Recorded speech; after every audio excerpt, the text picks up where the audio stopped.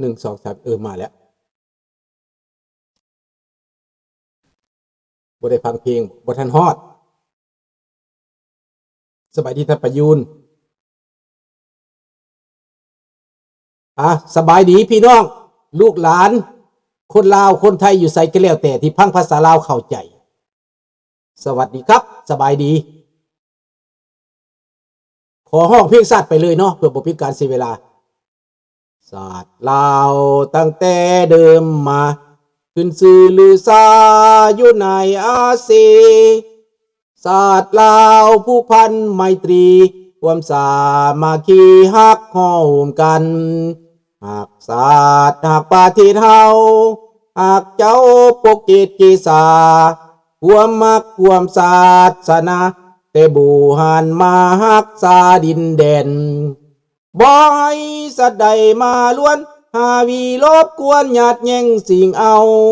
ให้ขึ้นเขามารู้วุ่นวายสู้จนตัวตายต้านทานศัตรูช่วยเสือสู้เลือดเนื้อเสื้อเฝ้าฟื้นผู้กูเอาบานเทาถูกกันพี่น้องประเด็นในมื้อนี้เผด็จการเนปาลนำพาประเทศไปพัวพันกับจีนและรัสเซียสาเหตุจึงให้ประเทศล่มสลายเกิดความแตกแยกขนาดใหญ่มันคล้ายๆกับประเทศใดนี่นะคล้ายๆกับประเทศในเอเชียเฮานี่แหละคล้ายๆกับแถวลาวแถวไทยเฮานี่แหละแบบนี้นะแล่นไปหาจีนแล่นไปหารัสเซียย่องย่อสรรเสริญจีนรัสเซียฟังเอาเด้อประเทศย่องย่อจีนและรัสเซียประเทศรัสเซียในตอนนี้ใกล้จะล่มสลายแล้วพี่น้องแต่ว่าเท่าลาวไปซ่อมหลบขนาดใหญ่เอารัสเซียมาซ่อมหลบคมขู่อเมริกาคมขู่โลกพี่น้องอวดโสมอวดองค์ธนงโตปัดโตซ่อมหลบเพื่อความมั่นคงย่านตายพี่น้องแต่ว่าเบิ่งเอาพี่น้องตัวอย่างค่ายลาวแม่นบ่ค่ายลาวตัวอย่างเนปาลดมก้นบักโปตีนถามบักโปตีนซอยได้บ่ทางทหารถามว่าจีนซอยได้บ่ประชาชนเขาเฮ็ดนั่นแล่นลงไปตายอยู่น้ำพุ่นนายกก็ได้นายการคลังก็ได้นี่แหละเป็นแนวใดล่ะพี่น้องก็เบิ่งเอาเด็กน้อยไล่เตะรัฐมนตรีไล่เตะพวกเจ้านายพี่น้องลูกมันหลานมันสแตกดีกินดีอยู่ดีพี่ปานหมูแต่ประชาชนนี่จ่อยผอมทุกข์ยากเข้ากอกหม้อก็บ่มีประเทศเนปาลเป็นแนวนั้นแหละพี่น้องไปขายวัตถุดิบให้จีนเอาจีนเข้ามาวุ่นวายสร้างหนี้สินจีนไปบ่อนใดมอบหนี้สินให้เงินทางลาวปัจจุบันนี้เงินเฟ้อตกต่ำเศรษฐกิจตกต่ำอินเดียเนปาลก็เหมือนกันขอโทษแบบเดียวกันสองประเทศนี้คล้ายคือกันเนปาลกับลาวไปพัวพันกับรัสเซียต้นเหตุสาเหตุก็เป็นอันนั้นรัสเซียก็เอารัดเอาเปรียบจีนก็เอารัดเอาเปรียบกินตับกินไตประชาชนมันใกล้สิตายแต่บางคนย่องย่อสรรเสริญสถานีบางซ่องย่องย่อสรรเสริญว่าลาวแข็งแกร่งจังสั้นจังซี่ให้มันแข็งโลดเผาเมมาโลดสวยเผาจนมันบ่เหลือหยังเอาแบบเนปาลหั่นแหละเกินว่ามันพยศไหมเกินว่ามันพยศพวกที่สรรเสริญเผด็จการเนปาลมันก็คือลาวนั่นแหละก็มันอันเดียวกันรัสเซียแผ่อำนาจอิทธิพลเพื่อสิยับยั้งอเมริกาแต่อเมริกาเขาสลาดเขาตัดเส้นทางมันมาเวเนซุเอลาไว้แล้ว ในในแต่ในอเมริกาใต้เขาจัดการพวกฆ่ายาเสพติดเขาจัดการหน่วยเทโรริสต์ขบวนการโจรเขาจัดการมันเป็นพวกเดียวกันรัสเซียจีนพวกเดียวกันที่ไปหนุนเผด็จการมาดูรูที่ไปหนุนเผด็จการในเบรซิลเดี๋ยวนี้บักลูล่าในเบรซิลหนาวและเดี๋ยวนี้หนาวหายใจบ่ทั่วท้องแล้วพวกเผด็จการแถวนั้นนะเกี่ยวข้องกันเบิดพี่น้องเกี่ยวข้องกันเบิดนายลูล่าพยายามดิ้นเดี๋ยวนี้พยายามปัดออกแบ่งรับแบ่งสู่ในอเมริกาใต้แต่ว่าอเมริกาเอาจริงพี่น้องคันว่าอเมริกาบ่แม่นโดนัลด์ทรัมป์สิแม่นไผเพราะการตัดสินใจแม่นโดนัลด์ทรัมป์ข้าพเจ้าจึงว่าโดนัลด์ทรัมป์ทุกมื้อทุกวันแม่นการตัดสินใจของโดนัลด์ทรัมป์พี่น้องพอเราเป็นประธานาธิบดีบ่ให้เว้าสื่อเล่าเสียจังไดผู้ใดสั่งกะยาทางโดนัลด์ทรัมป์ให้เบิ่งตอนปลายเด้อพี่น้องเอ้ยของพี่น้องบ่เข้าใจภาษาบ่เข้าใจการเมือง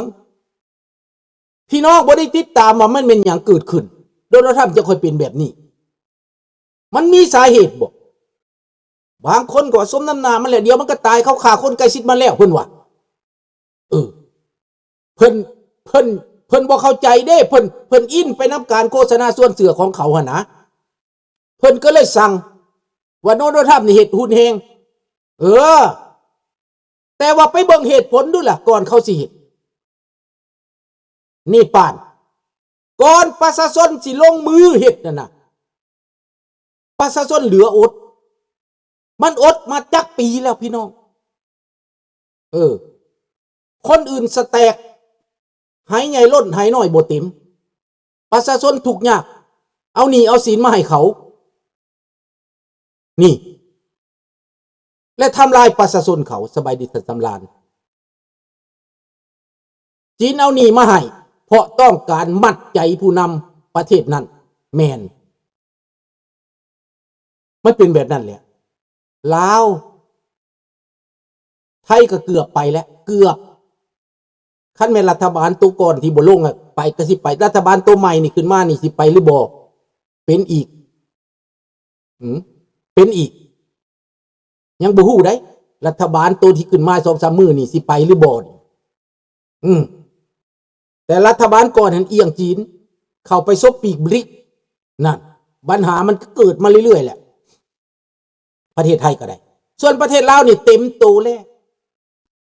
เข้าทั้งขาเข้าทั้งหัวเข้าไปส่องก้นบักโปรตีนเข้าเบิดดังนั้นมันคือกันสองประเทศนี้เนปาลกับลาวสบายดีอหลิวสบายดีพรวันมนุษย์นี่สาเหตุที่มันเป็นหยังมันจะหุ่นแห้งขึ้นมามันอดทนมา10 กว่าปีแล้วผู้ใดเข้ามาก็กินอิ่มกินอุ่นนี่ละอันที่ว่าไปอิจฉาหั่นนะเขมรเขาก็มีปัญหาเด้อพี่น้องเขามีปัญหาภายในคือกันไทยก็มีปัญหาภายในคือกันข้าพเจ้าเห็นคอมเมนเตเตอร์เพิ่นไปดูถูกเหยียดหยามเดินย่นเขมรหั่นนะว่าเขายืมเงินมาสร้างประเทศใดบ่ยืมเงินมาสร้างยืมเงินมาเมิดข้าพเจ้าบ่ได้ปกป้องเขมรเด้อข้าพเจ้าปกป้องประเทศเขมรบ่แม่นปกป้องรัฐบาลฮุนเซนเด้อเพราะว่าเขมรสิเปลี่ยนไปอยู่พี่น้องมันสิเปลี่ยนไปอยู่สบายดีแก้วมิกคือบ่มีเสียงว่าซั่นบอกเราเนี่ยบอกเราไปรีสตาร์ทเด้อเพราะข้าพเจ้าเขียนเราว่าบ่ได้ยินเสียงพรวันเนาะที่จริงเบิดทุกคนได้ยินเสียงเนาะบอกกับเราเนี่ยเขียนบอกเราเนี่ยเด้อขอใจเขียนบอกเราไปมอดเครื่องแล้วเปิดขึ้นมาใหม่เนาะดังนั้นพี่น้องก่อนมันสิเกิดเหตุในป่านั้นประชาชนเขาเหลืออดเหลือทนเขาเหลืออดเหลือทนและเขมรนี่เขาก็เหลืออดเหลือทนคือกันเด้ฮุนเซนอาจจะอยู่บ่ได้พี่น้อง ฮุนเซนเป็นหยังก็เป็นฮุนเซินให้จีนไปเอาเงินจีนมาแบบเดียวกันกับเนปาลลาวก็ไปเอาเงินจีนมาแบบเดียวกันเนปาลสิสร้างทางรถไฟไปหาเขมรออกสู่ทะเลเพื่อจะต่อต้านอเมริกาลาวก็ดึง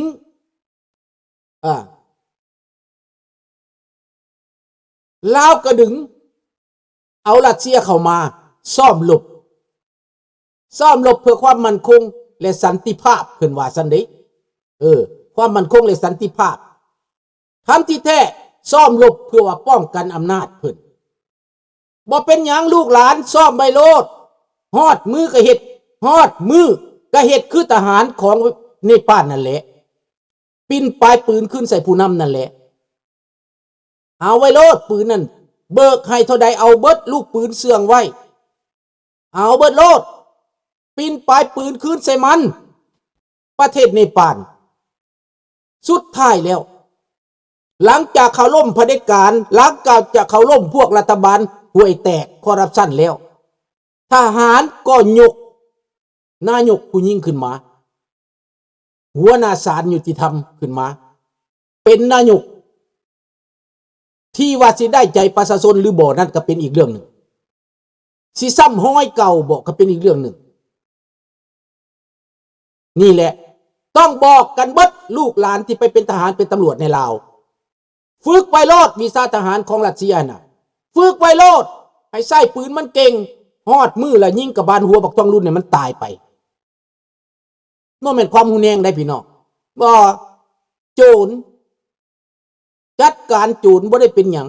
แบบเดียวเขาจัดการนั่นจัดการรัฐบาลเนปาลโลกก็บ่ได้ประนามทั้งโลกบ่ได้ประนามบ่มีไผประนามพี่น้องเขาตบมือสับข้าพเจ้าก็ยังตบมือให้แต่ว่าแห้งบ่แห้งคันบ่เฮ็ดแห้งจังซั่นเบิ่งดู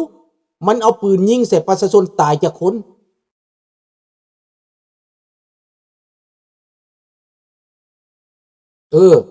บ่แม่นแต่เคมีสวนกล้วยได้เคมีบ่แห่ก็เป็นบ่อนดินให้ไตหน้าของประชาชนก็ยึดเอาอยู่ไสก็เอาเบิดเสียงขอกเสียงขวางเอาเบิดคนอยู่ไสก็บ่ปฏิบ่หลีกบ่เว้นแล้วเดี๋ยวนี้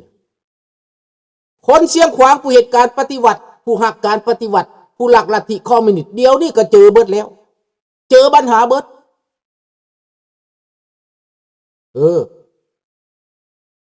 เดี๋ยวนี้มันเป็นแบบนั้นแหละพวกโจรหาห้อย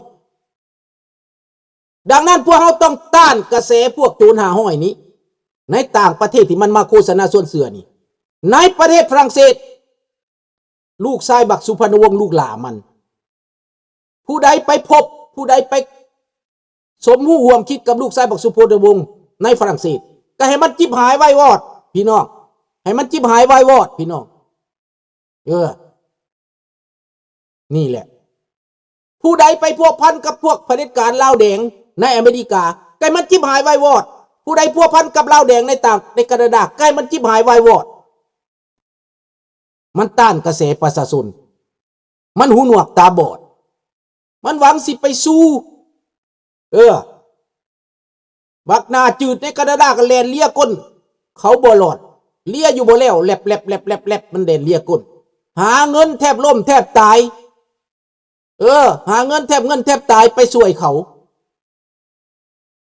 มันอยากได้หน้าไปแอบอยู่ในวัดพี่น้องหาดูดเงินวัดอีกพี่น้องไดหาเอาเปรียบวัดอีกไดพี่น้องบักหน้าจืด